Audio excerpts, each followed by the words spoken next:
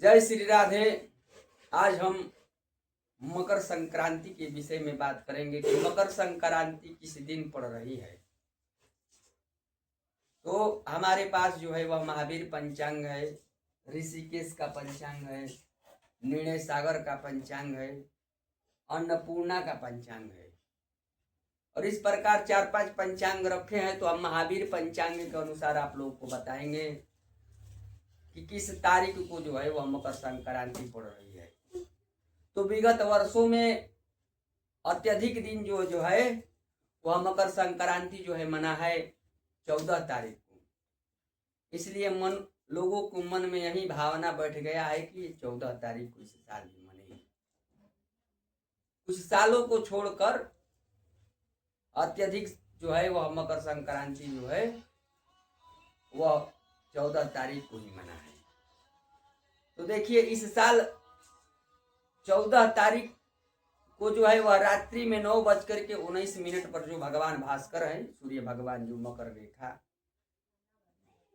वैज्ञानिक दृष्टि से मकर रेखा पर पहुंचेंगे, यानी शास्त्रीय दृष्टि से हमारे पुराणों के मत से जो है और ज्योतिष के मत से जो है रात्रि 14 तारीख को रात्रि 9:19 पर धनु राशि को छोड़ करके भगवान गुरु बृहस्पति की राशि को छोड़ करके अपने पुत्र मकर की राशि में प्रवेश जो है वह 9:19 में करेंगे। अपने शनि की राशि, अपने पुत्र शनि की राशि मकर में पहुंचेंगे और इसीलिए इसको मकर संक्रांति कहा गया है। जब सूर्य संक्रमण करते हैं, राशियों का एक राशि में दूसरे राशि में जाते हैं, उसे हम लोग संक्रांति कहते हैं। अब यह रह गई संक्रांति की बात। 9:19 पर 14 तारीख दिन बुधवार को जो है वह भगवान भास्कर पहुंचेंगे। अब हम बतलाएंगे कि मकर संक्रांति उस दिन 9:19 पर लग जा रही है, तो किस दिन पड़ेगी मकर संक्रांति का मान्य किस दिन हो रहा है। तो हमारे पंचांग में दिया गया है कि 15 तारीख को जो है वह मकर संक्रांति होगी। जो है इसका पुण्य काल का जो समय है 15 तारीख को जो है वह पुण्य काल का समय जो है दिन 1:19 तक जो इसका मान्य रह रहा है। यानी दिन भर मानकर चलिए दोपहर तक जो है वह सूर्योदय के बाद या ब्रह्म मुहूर्त से 1:19 तक मकर संक्रांति मनेगी, 40 घटी तक। अब हमारा शास्त्र क्या कहता है, अब तो यह बात हो गई। अब इसमें अगर आगे भी आप जानना चाहते हैं तो आप पूरा वीडियो को देखिए, और नहीं तो इतने पर हो गया 15 तारीख को मकर संक्रांति मनेगी। और इसके विषय में विशेष अगर जानना चाहते हैं, इसमें दान करने से क्या फल मिलता है और क्यों पड़ रही है 15 तारीख को, 14 तारीख को नहीं पड़ रही है, उसके विषय में भी अगर आपका जानने का विशेष विचार है तो कुछ वीडियो लंबा होगा, इसको आपको पूरा देखना पड़ेगा। तो देखिए 14 तारीख को 9:19 पर हमारे भगवान भास्कर जो है, सूर्य नारायण भगवान जो है वह मकर राशि में प्रवेश करेंगे। तो हमारे शास्त्र क्या कहता है, तो शास्त्रों के अनुसार जो है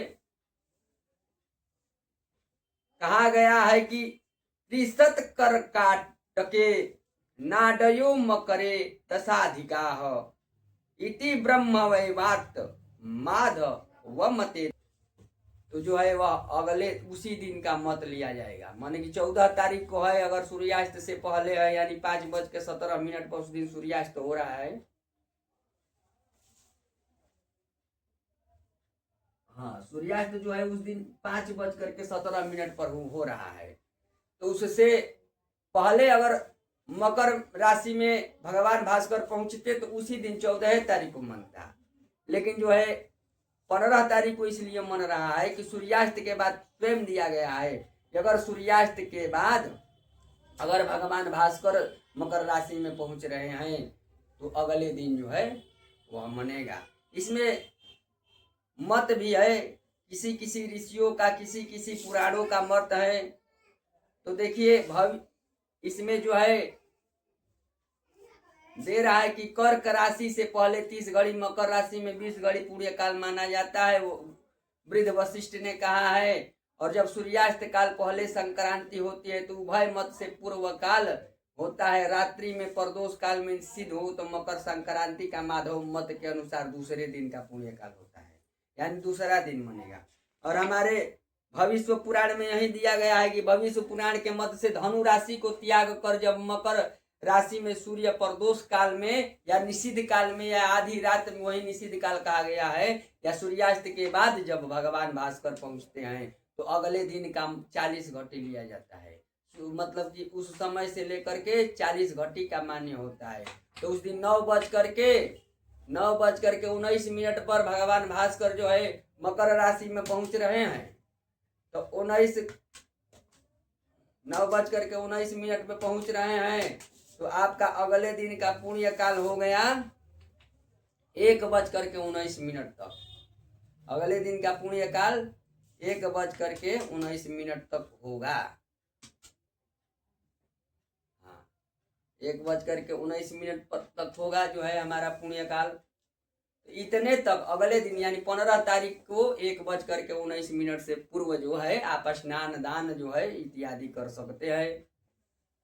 तो इसमें जो है स्नान करने की विधि बतलाई गई है। तो इसमें स्नान करने का, दान करने का विशेष बतलाया गया है। और इस दिन भगवान भास्कर को प्रसन्न करने के लिए भगवान को अर्घ जल दे, लाल फूल, लाल चंदन घिस करके उस जल में डाल दीजिए और तांबे के पात्र से भगवान भास्कर को आप जल दे रहे हैं। भगवान आप पर प्रसन्न होंगे और आपके कुंडली में सूर्य से जो परेशानियां बन रही है तो वह जो है वह आपका नष्ट होगा। और उस दिन गुरुवार पड़ रहा है, उस दिन बृहस्पति भगवान का विशेष भी पूजा करने से बहुत आपके कुंडली में जो है भगवान बृहस्पति का जो है वह दोष जो होगा वह समाप्त होगा।